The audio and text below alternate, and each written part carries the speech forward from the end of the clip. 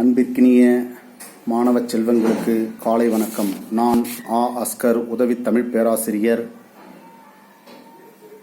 இஸ்லாமியா கல்லூரி தன்னாட்சி, வாணியம்பாடி. கொரோனா பொது முடக்க காலத்தில் வீட்டில் தனித்தனியாக வாழ வேண்டிய சூழ்நிலையில் இருக்கின்றோம். கல்லூரி செயலர், கல்லூரி முதல்வர் மற்றும் கல்லூரி துணை முதல்வர் வழிகாட்டுதல் படி இணைய வழியின் மூலமாக பாடம் கற்பிக்க வேண்டியது காலத்தின் கட்டாயமாகும். இணையத்தின் வாயிலாக உங்களை சந்திப்பதில் மிக்க மகிழ்ச்சி அடைகின்றேன். 2ஆம் ஆண்டின் 3ஆம் பருவத்திற்கான இக்கால இலக்கியத்தை அடிப்படையாக கொண்ட பாடத்திட்டத்தை பார்ப்போம். 3ஆம் பருவத்தின் அடித்தள படிப்பு தமிழ். பாடக் குறியீடு U8FTA 301 என்பதாகும். இந்த பாடத்திட்டம் 5 அலகுகளை அடிப்படையாக கொண்டது. கவிதை, சிறுகதை, உரைநடை, நாடகம், மொழித்திறன் என்று 5 அலகுகளாக பிரிக்கப்பட்டுள்ளது. முதல் அலகான கவிதையில் பாரதியாரின் குயில் பாட்டு என்கின்ற நூலில் இடம்பெற்றுள்ள குயில், குயில் பாட்டு, குயிலின் காதல் கதை என்கின்ற 3 கவிதைகள் இடம்பெற்றுள்ளது. பாரதிதாசனின் குடும்ப விளக்கு என்னும் நூலில் வேடப்பனுக்கு மீண்டும் வாய்ப்பு, திருமணம் 3ஆம் பகுதி பாடத்திட்டத்தில் உள்ளது. கவிமணி தேசிய விநாயகம் பிள்ளையின் ஒரு பாடலும் நமக்கு பாடத்திட்டத்தில் உள்ளது. தமிழக அரசின் தமிழ்ச்செம்மல் விருதும் மகாகவி பாரதியார் விருதும் பெற்ற நம் தமிழ்துறை தலைவர் முனைவர் ப. சிவராஜையா அவர்களின் அப்துல் கலாம் அவர்கள் குறித்த ஒரு கவிதையும் பாடத்திட்டத்தில் உள்ளது. அலகு 2 சிறுகதைகளை உள்ளடக்கியது.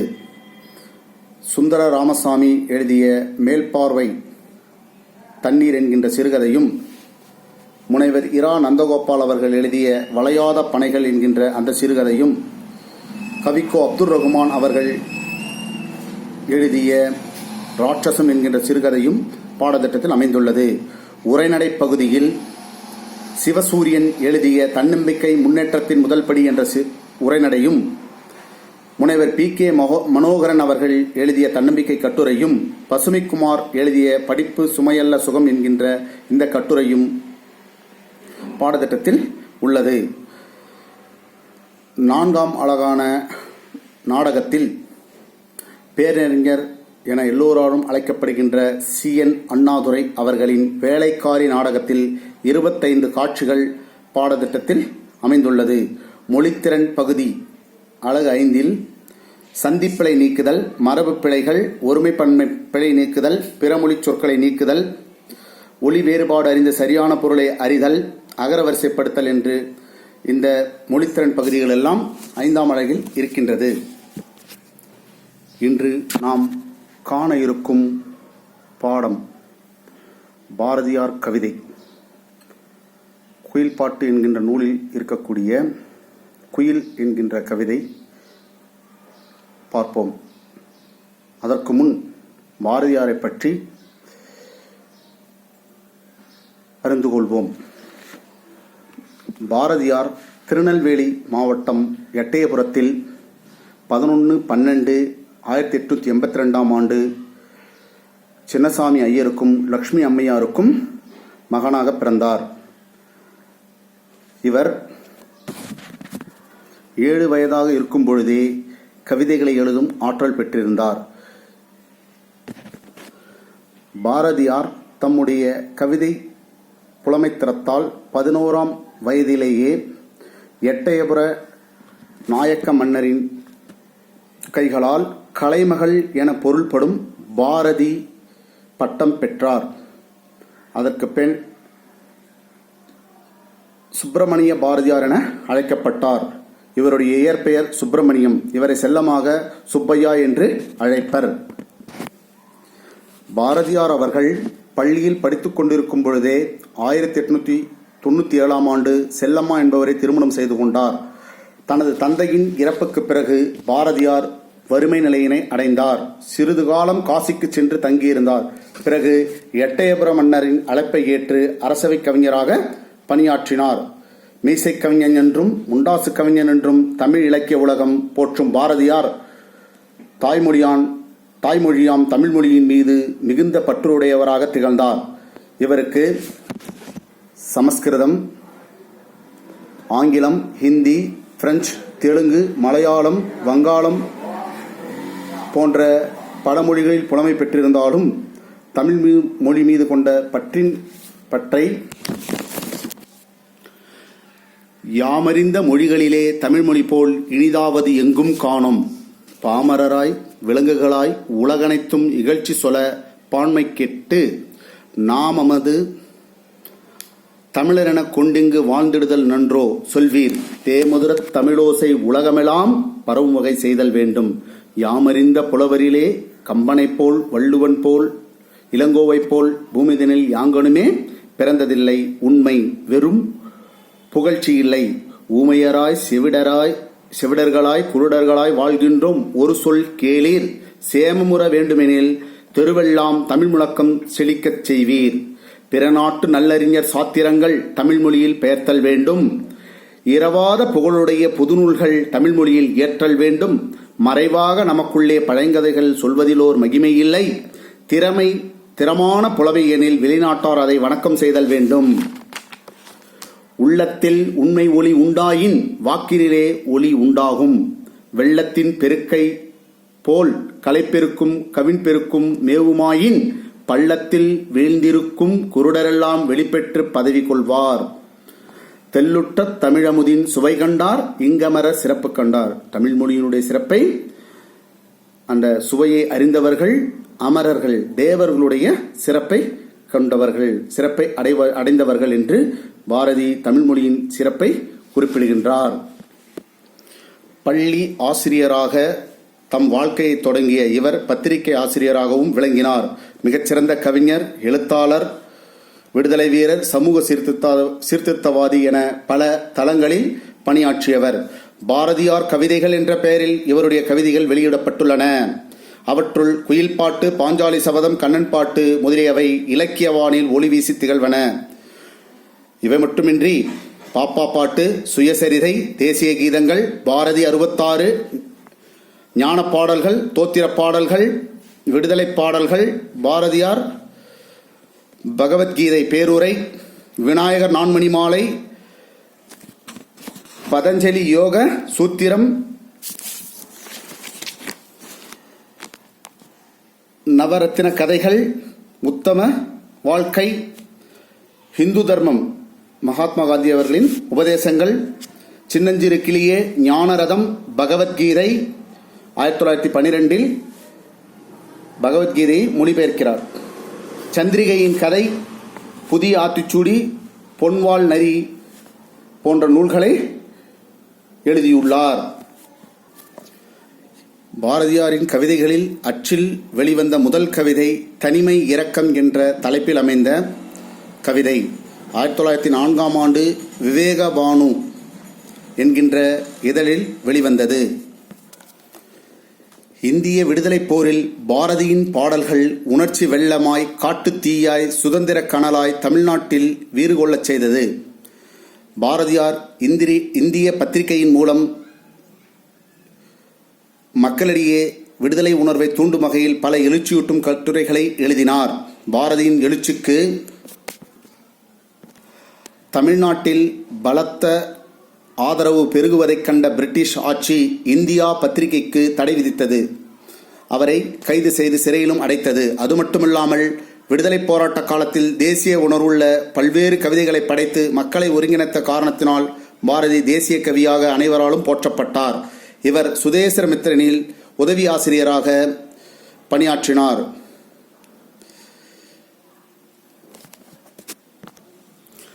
பின்னாளில் சுதேசமித்திரனுக்கு ஆசிரியராகவும் ஆனார். பிறகு இந்தியா என்ற வார இதழை புதுவையில் தொடங்கி தானே நடத்தினார். பாலபாரதம், யங் இந்தியா என்ற ஆங்கில இதழின் ஆசிரியராகவும் இருந்தார். சக்கரவர்த்தினி என்ற மகளிர் மாத இதழுக்கும் ஆசிரியராக இருந்தார். 1908ஆம் ஆண்டிலேயே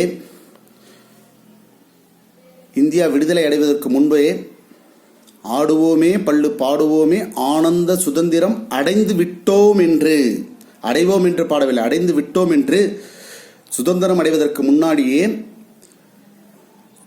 சுதந்திரம் அடைந்து விட்டோம் என்று தீர்க்க தரிசனம் கூறியவர் மகாகவி பாரதி. சுப்பிரமணியம் என்கின்ற இயற்பெயரை கொண்ட மகாகவி பாரதியாருக்கு மகாகவி, தேசிய கவி, சுப்பையா, மீசைக்கவி, முண்டாசு கவி, சக்திதாசன், ஆங்கில கவிஞன் ஷெல்லியின் மீது கொண்ட பற்றின் காரணமாக ஷெல்லிதாசன் என்கின்ற பல புனைப்பெயர்களில் தன்னுடைய படைப்புகளை எழுதி வெளியிட்டுள்ளார்.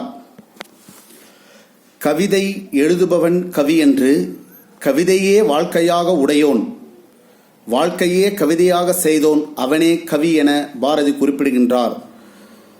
நமக்கு தொழில் கவிதை, நாட்டிற்குழைத்தல், இமைப்போடும் சோராதிருத்தல் என்று தன்னுடைய பணியை பற்றி பாரதியார் குறிப்பிடுகின்றார். பெண்கள் முன்னேற்றத்தை பற்றி பாடும்போது, பட்டங்கள் ஆள்வதும் சட்டங்கள் செய்வதும் பாரினில் பெண்கள் நடத்த வந்தோம் என்று பாடுகிறார். அடுப்பூதும் பெண்களுக்கு படிப்பதற்கு என்று கேட்ட காலகட்டத்தில் பட்டங்கள் ஆள்வதும் சட்டங்கள் செய்வதும் பாரினில் பெண்கள் நடத்த வந்தோம் என்று பெண் விடுதலைக்காக பாடல் பாடிய மகாகவிஞன். அதே போல அச்சம், மடம், நாணம், பயிர்ப்பு நாய்களுக்கு வேண்டுமடா என்று கூறுகின்றார். பெண்களுக்கு தேவையில்லை. நிமிர்ந்த பார்வையும் நிமிர்ந்த நன்னடையும் நேர்கொண்ட பார்வையும் கொண்டவர்களாக, புதுமை பெண்களாக பாரதியார் பெண்களை படைத்து காட்டியுள்ளார். வங்கத்தில் ஓடிவரும் நீரின் மிகையால் மையத்து நாடுகளில் பயிர் செய்குவோம் என்று கூறி இன்று நாம் பேசி வரும் நதிநீர் இணைப்பு குறித்து பாரதி கனவு கண்டார். பாரதியாரின் கவிதை வரிகள் பழமைக்கும் புதுமைக்கும் பாலமாக விளங்கியது. எளிய பதங்கள், சொற்கள், எளிய நடை, எளிதில் அறிந்து கொள்ளக்கூடிய சந்தம், ஓசை நயம், பொதுமக்கள் விரும்பும் மெட்டு முதலியன தம் பாடங்களில் பொதிந்துள்ளதை கவிஞரே தமது பாஞ்சாலி சபதம் என்ற காப்பியத்தின் முன்னுரையில் குறிப்பிடுகின்றார். அதனால் இவர் புதுமை இலக்கியம் தோன்ற வழிவகுத்தவர் என்பார். மரபு கவிதைகளை கற்றோர் மட்டுமே புரிந்து கொண்டும், கற்றோர் மட்டுமே எழுதி கொண்டும் படித்து கொண்டும் இருந்த காலகட்டத்தில் வசன கவிதை என்ற தன்னுடைய புதுக்கவிதைக்கு வித்திட்டவர். தமிழ் புதுக்கவிதையின் முன்னோடி என்று பாரதியாரை அழைக்கலாம். 1949 பாரதியாரின் நூல்கள் நாட்டுடைமையாக்கப்பட்டன. இந்தியாவிலேயே முதலாக நாட்டுடைமையாக்கப்பட்ட நூல்கள் பாரதியாருடைய இலக்கியங்கள் என்பது அறிந்து கொள்ள வேண்டிய ஒரு செய்தியாகும். இவ்வளவு சிறப்புமிக்க பாரதியார் ஜூலை 1921 திருவல்லிக்கேணியில் இருக்கக்கூடிய பார்த்தசாரதி கோயில் யானை, மதம் கொண்ட யானை மிதித்து உடல் நலம் குன்றி அதே ஆண்டில் 11/9/1921 தன்னுடைய 39ஆம் அகவையில் இறப்பெய்தினார்.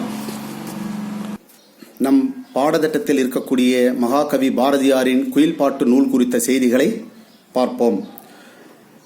பாரதி 1921 அமரரானார். குயில் பாட்டு நூல் 1923 அச்சேறியது.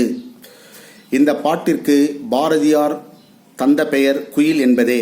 பாரதியாரின் குயில் கையெழுத்து படியில் எழுதப்பட்ட காலம் கிபி 1914 அல்லது 1915 என்று குறிப்பிட்டிருப்பதாக சீனி விஸ்வநாதன் மகாகவி பாரதி சில புதிய உண்மைகள் என்கின்ற அந்த நூலில் குறிப்பிடுகின்றார்.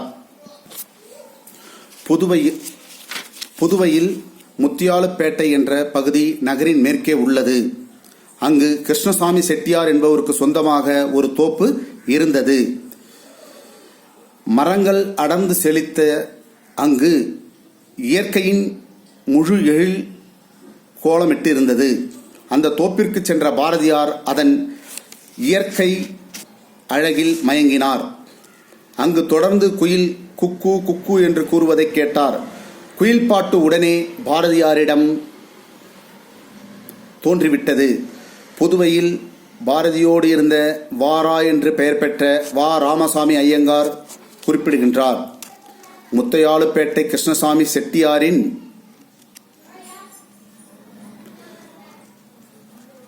தோட்டத்திலே நோக்கி நோக்கி களியாட்டம் ஆடுவார் பாரதியார். அவருடைய ஆனந்தம் வருஷ தாரையாக பெருக்கடையும். உன்மத்தனைப் போல சில சமயங்களில் அவர் ஆகிவிடுவார். குரலிலே ச ரி க ம, காலிலே தாளம், கைகள் கொட்டி முழங்கும். உடல் முழுவதும் அபிநயம்தான்.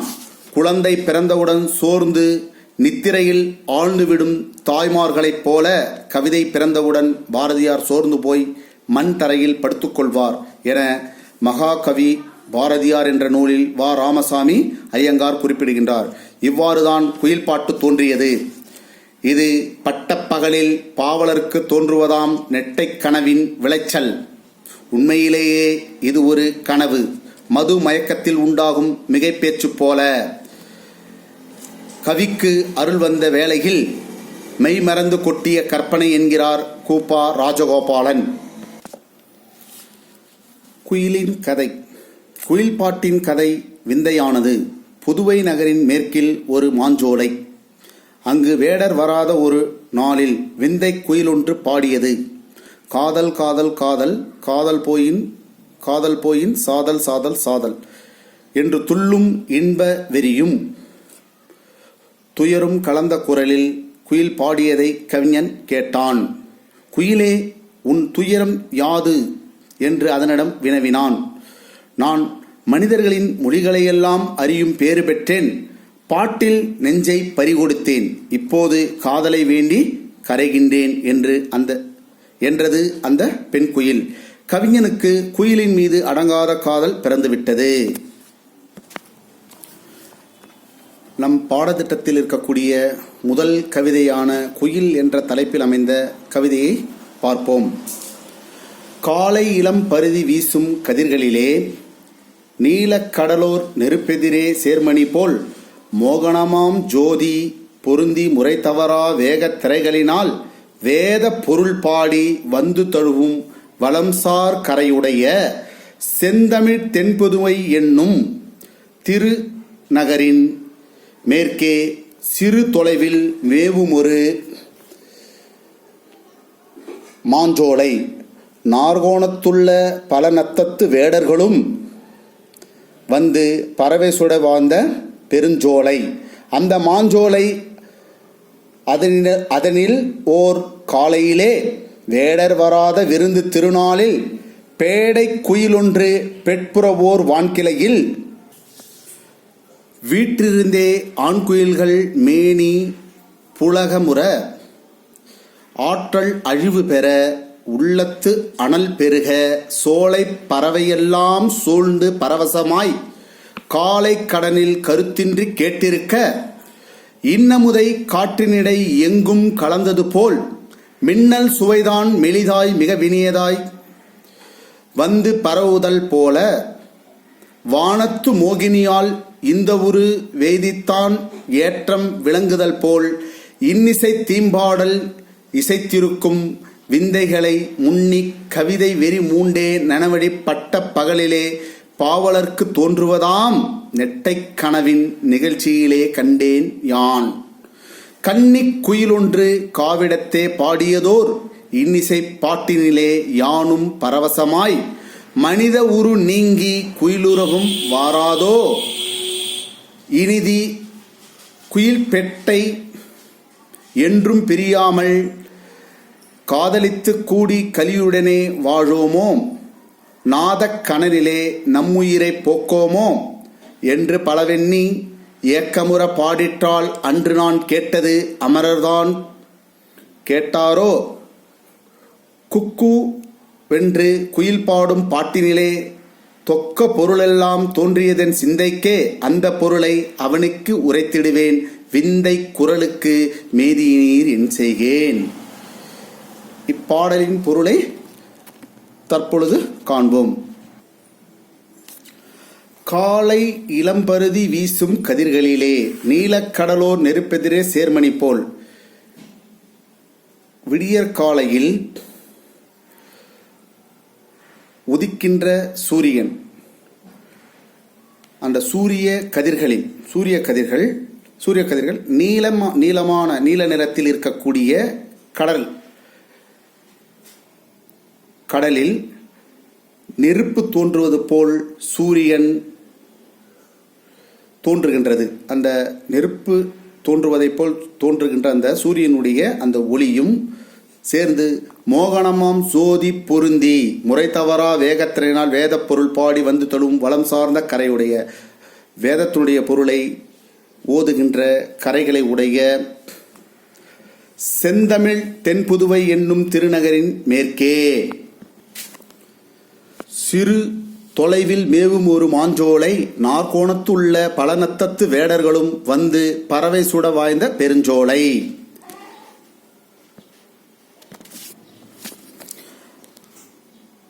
ஒரு நாள் காலை நேரம் செந்தமிழ் புதுவை திருநகரின் மேற்கிலே ஒரு மாஞ்சோலை.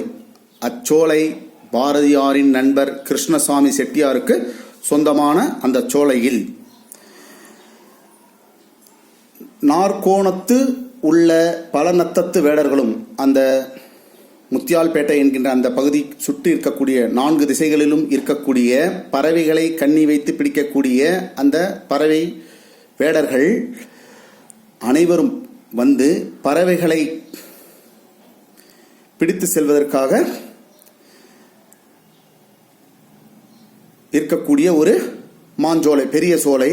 அந்த மாஞ்சோலையிலே காலை வேளையிலே வேடர்கள் வராத, அந்த பறவைகளை பிடிப்பதற்கு வேடர்கள் வராத ஒரு திருநாளில் பேடை குயிலொன்று பெட்புறவோர் வான்கிளையில் வீட்டிருந்தேன் ஆண் குயில்கள் மேனி புலகமுற ஆற்றல் அழிவு பெற உள்ளத்து அனல் பெருக சோலை பறவையெல்லாம் சூழ்ந்து பரவசமாய் காலை கடனில் கருத்தின்றி கேட்டிருக்க. செந்தமிழ் புதுவை திருநகரில் மேற்கே இருக்கக்கூடிய அந்த மாஞ்சோலை பாரதியாரின் நண்பர் கிருஷ்ணசாமி செட்டியாருக்கு சொந்தமான அந்த மாஞ்சோலைக்கு வேடர்கள் வராத அந்த விருந்து திருநாளில் பாரதியார் அந்த சோலைக்கு வருகிறார். அங்கு பெண் குயில், பேடை குயில், பெண் குயில் ஒன்று ஒரு மாமரத்தின் கிளையில் அமர்ந்து கொண்டு குக்கு குக்கு என்று பாடுகின்றது. அந்த பாட்டை அந்த சோலையில் இருக்கக்கூடிய ஆண் குயில்கள் எல்லாம் கேட்கின்றன. குக்கு குக்கு என்று அந்த பெண் குயில் பாடுகின்ற அந்த பாடல் இனிய ஓசையை அந்த சோலையில் இருக்கக்கூடிய ஆண் குயில்கள் எல்லாம் கேட்கின்றன. அவற்றின் கேட்ட அந்த ஆண் குயில்களின் மேனி புலங்கமுற்று அதனுடைய உடல்களெல்லாம் சிலிப்படைந்தது. உள்ளத்தில் காதல் அனல் பெருகுகின்றது. அந்த இன்னிசையை சோலை பறவைகளெல்லாம் தத்தம் காலை கடன்களை மறந்து பரவசமாய் கேட்டு அனுபவித்துக் கொண்டிருந்தன. அந்த பெண் குயில் இசைத்த குக்கு என்று இசைத்த அந்த இசையை கேட்ட ஆண் குயில்கள் எல்லாம் தங்களுடைய காலை கடன்களை மறந்து பரவசமாய் கேட்டு அந்த இசையை அனுபவித்துக் கொண்டு இருந்தன. இந்நமுதை காற்றினிடை எங்கும் கலந்தது போல் மின்னல் சுவைதான் மெலிதாய் மிக வினிதாய் வந்து பரவுதல் போல் வானத்து மோகினியால் இந்த ஒரு வேதித்தான் ஏற்றம் விளங்குதல் போல் இன்னிசை தீம்பாடல் இசைத்திருக்கும் விந்தைதனை. அந்த பெண் குயில் பாடும் இன்னிசை, இனிய குக்கு என்கின்ற அந்த இனிய இசையானது இன்னமுதானது காற்றில் கலந்து பரவுகின்றது. காற்றில் கலந்து பரவுதல் போலவும் மின்னல் சுவை மெலிதாக மிக இனிதாக பரவுதல் போலும். மின்னல் அடித்தால் எவ்வளவு தூரத்தான் பார்க்க முடியும், ஒளியை பார்க்க முடியாது இல்லையா? அந்த மின்னல் ஒளியை பார்ப்பதைப் போல மிக மெலியதாக இனியதாக இந்த குயிலின் குக்கு என்கின்ற அந்த இசை, இனிய இசை பரவியது, காற்றில் பரவியது. வானத்து மோகினியால் குயிலுருவு கொண்டு, வானத்தில் இருக்கக்கூடிய ஒரு மோகினியானவள் குயிலுருவை ஏற்றுக்கொண்டு ஏற்றம் பெற்று விளங்குதல் போலும் எங்கும் பரவுகின்றது. அந்த குயிலின் இனிய இசை, குக்கு என்கின்ற அந்த இனிய இசை பரவுகின்றது. அப்போது அங்கிருந்த கவிஞரும் முன்னிக் கவிதை வெறி மூண்டே நனவழி பட்ட பகலிலே பாவலருக்கு தோன்றுவதாம் நெட்டை கனவின் நிகழ்ச்சியிலே கண்டேன் யான். அங்கிருந்த கவிஞரும் அந்த சோலையில் இருந்த கவிஞரும் அந்த கன்னி குயிலின் இன்னிசை பாட்டினிலே பரவசப்பட்டு விடுகின்றார். காதற் களியிலே அந்த குயிலின் மீது காதல் கொண்டு விடுகின்றார். இந்நிலையில் பேசுகின்றார். இன்னிசை கன்னி குயில் என்று காவிடத்தை பாடியதோர் இன்னிசை பாட்டினிலே யானும் பரவசமாய், நானும் பரவசம் கொண்டு, அந்த கவிஞரும் பரவசம் கொண்டு, மனித உரு நீங்கி குயிலுருவம் வாராதோ, எனக்கு இருக்கக்கூடிய இந்த மனித உருவம் நீங்கிவிட்டு நானும் குயில் போல உருவத்தை மாற்றிக்கொள்ள மாட்டேனோ, எனக்கும் மாறிவிடாதோ, குயில் போன்ற உருவம் மாறிவிடாதோ என்று கேட்கின்றார். இனிதி குயிர்பேட்டை என்றும் பிரியாமல் காதலித்து கூடி கலியுடனே வாழுமோம். நான் குயிலாக மாறிவிட்டு இந்த பெண் குயிலை என்றும் பிரியாமல், இந்த பெண் குயிலை விட்டு பிரியாமல் அந்த பெண் குயிலை காதலித்து கொண்டு உடன் களிப்புடன் மகிழ்ச்சியுடன் வாழ மாட்டேனா என்று கேட்கின்ற நாதக்கணனே நம்முயிரை போக்கோமோ என்று கன்னிக்குயிலின் இசை இவர் செவியில் விழுந்தோறும் கவிஞரின் காதல் வெறி காட்டழுத்த மானியில் பாதரசம் ஏறுவது போல் ஏறிக்கொண்டே போகின்றது. அதற்கேற்ப கவிதை வரியும் மூண்டெழுகின்றது. அன்று அவர் கேட்ட சின்ன குயிலின் இசையை, அன்று அவர் கேட்ட இன்னிசை குயிலின் இசையை அமரர்தான் கேட்பாரோ என்று கவிஞரே கூறுவதை காணலாம். ஏக்கம் என்று பல எண்ணி ஏக்கமுற பாடிட்டால் அன்று நான் கேட்டது அமரர்தான் கேட்பாரோ. அமரர் என்றால் தேவர்கள். நான் இந்த சோலையில் இந்த பெண் குயில் குக்கு என்று பாடிய அந்த இனிய இசையை, ஓசையை தேவர்களும் கேட்டிருக்க மாட்டார்கள், தேவர்கள் கேட்டிருப்பார்களோ என்று கவிஞர் கேட்கின்றார். குக்கு என்று குயில் பாடும் பாட்டினிலே தொக்க பொருளெல்லாம் தோன்றியதன் சிந்தைக்கே அந்த பொருளை அவனுக்கு உரைத்திடுவேன். இந்த உலகத்திற்கு அந்த குயிலின்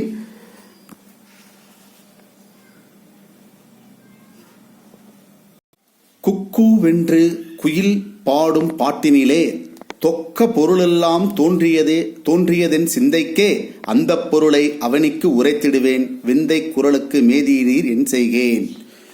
குயில் எப்படி பாடுகின்றது? குக்கு குக்கு குக்கு குக்கு என்பதாக. இவ்விசையை செவிமடுக்கும் கவிஞருக்கு குயில் பாட்டின் பொருள் புரிகின்றது. அந்த குரலுக்கு, அந்த விந்தையான அதிசயமான அந்த குயிலின் இனிய குரலுக்கு நான் என்ன செய்வேன் என்று கேட்பதாக இந்த முதல் கவிதையை முடித்திருக்கிறார். மீண்டும் ஒருமுறை இந்த குயில் என்கின்ற அந்த கவிதையின் பொருளை பார்ப்போம்.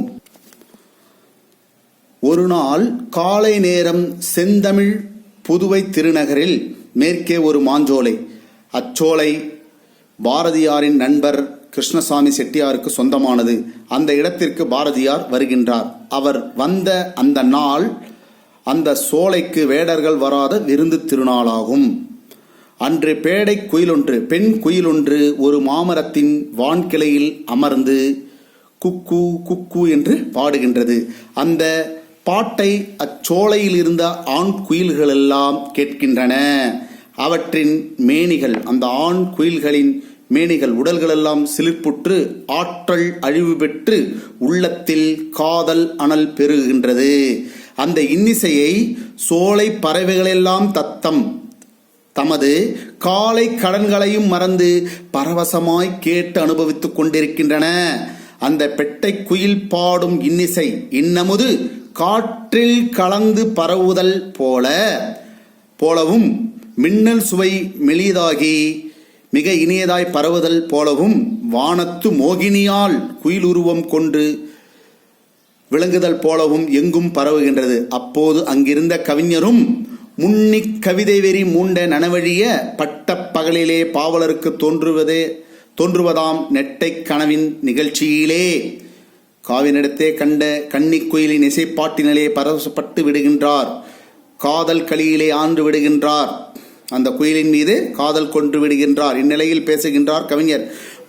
மனித உரு நீங்கி குயிலுருவம் வாராதோ, இனிதி குயில்பேட்டை என்றும் பிரியாமல் காதலித்து கூடி கலியுடன் வாழோமோ, நாதக் கணனிலே நம்முயிரை போக்கோமோ என்று கன்னிக்குயிலின் இசை இவர் செவியில் விழுந்தோறும் கவிஞரின் காதல் வெறி காற்றழுத்த மானியில் பாதரசம் ஏறுவது போல் ஏறிக்கொண்டே போகின்றது. அதற்கேற்ப கவிதை வெறியும் மூண்டெழுகின்றது. அன்று அவர் கேட்ட சின்ன குயிலின் இன்னிசையை தேவர்களும் கேட்டிருக்க மாட்டார்கள். அன்று நான் கேட்டது அமரர்தாம், தேவர்கள்தாம் கேட்டிருப்பாரோ என்று கவிஞரே கூறுவதை கேட்கலாம். குயில் எப்படி பாடுகின்றது? குக்கு குக்கு குக்கு என்பதாக இவ்விசையை செவிமெடுக்கும் கவிஞருக்கு குயில் பாட்டின் தொக்க பொருள் புரிகின்றது. அடுத்த வகுப்பில் குயில் என்ன பாடுகின்றது என்பதை அடுத்த வகுப்பில் பார்க்கலாம். நன்றி, வணக்கம்.